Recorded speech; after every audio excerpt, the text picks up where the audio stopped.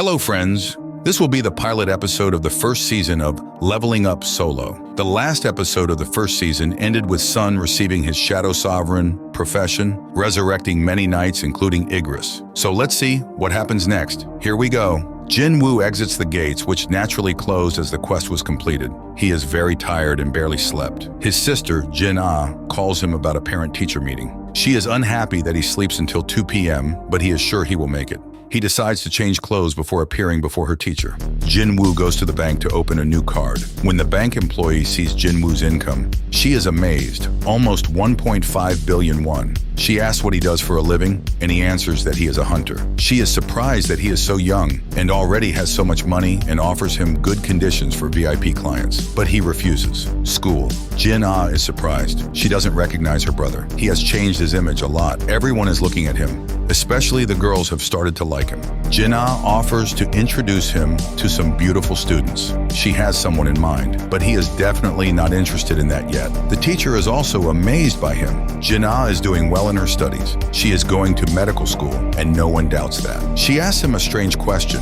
If she had the abilities to become a hunter, would Jin Woo allow her to become one? He immediately refuses. The reason the teacher called Jin Woo was that Jin Ah's friend is going to become a hunter and go on raids. It turns out that she is E rank, the lowest, and she will die sooner or later. Therefore, she asked Jin Woo to talk to this girl. Her name is Han Song Yi, and this name is familiar to him. He meets her near some building. She is surprised that he is here, and she didn't know that he is Jin Ah's brother. She thinks he won't persuade her. Jin Woo tells her about the difficulties of being an E-rank hunter, as you have to constantly fight with weapons, buy and take care of them carefully. You can't fight monsters with bare hands. She doesn't need lectures and catches him in the fact that he is also E-rank. However, he is not going to persuade her. But then why did he come? He plans to make her an excellent hunter. Hwan Dong-soo arrived in Korea. The atmosphere here has changed, and he is immediately met by a hunter from the observation department, Woo Chul. Dong-soo dislikes Go Gun-hee, the chairman of the Korean Hunter Association. Woo Chul asks him how long he plans to stay here. Dong-soo asks him not to worry. He is here for a short time. As soon as he does one small thing, he will immediately fly back. Woo Chul decides to make sure that the matter he came to solve is not related to Sun Jin Woo and Yoo Jin Ho. This annoys Dong-soo as he asks what he already knows, and he asks a threatening question whether he intends to stop him. Woo Chul replies that he is just doing his job. Dong-soo likes him and offers him to join the scavenger guild, saying he will give him better conditions there. Woo Chul understands what a despicable trash he is. He and his brother really are relatives, as they killed people without any remorse, and the reason they couldn't start investigations was Hwan Dong-soo. Evening comes, Jin Woo goes to the gates with Song Yi. They are met by the head of the second department of management, An Sang-min, with his assistant. Jin Woo warns him that he brought Song Yi with him for training. The gates they approached are C rank, perfect for training. He hopes that Jin Woo will be interested in joining the White Tiger Guild. However, a rank hunter, Kim Chul, intervenes. He is unhappy that they have not yet entered the gates, and his specialization is tanking. This raid consists of 12 people, and Kim Chul was unhappy that Jin Woo and Song Yi entered this raid, as he thinks they are very weak.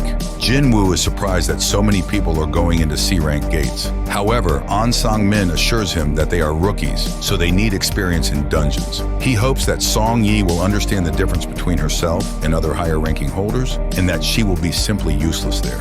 The assistant thinks that if Jin Woo joined the raid, it would definitely be easy. Song Yi gets excited and runs. They start entering the gates, but Jin Woo's intuition tells him that something is wrong, and the gates begin to change color and emit energy. The guys are in a panic.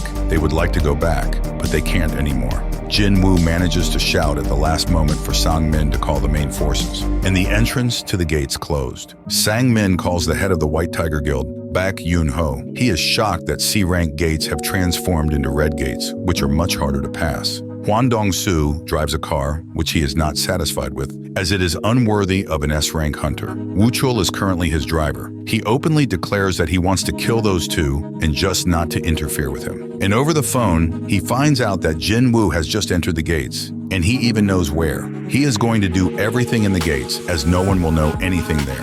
Meanwhile, the group finds themselves in a winter landscape. The gates have disappeared, meaning there's no way back. They panic.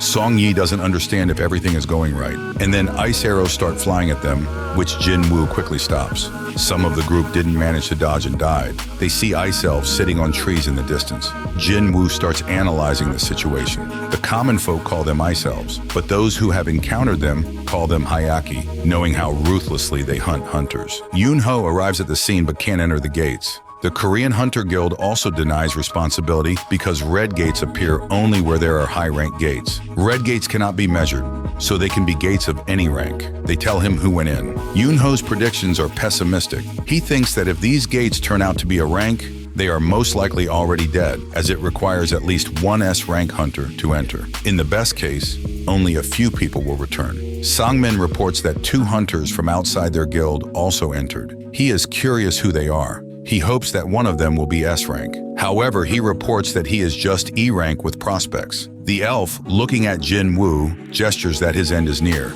Jin Woo gets angry at this. Song understands that they were attacked starting with the weak, and the group learns that they have entered red gates, from which they can escape in 2 ways. Either clear the dungeon, or wait for the gates to open on their own.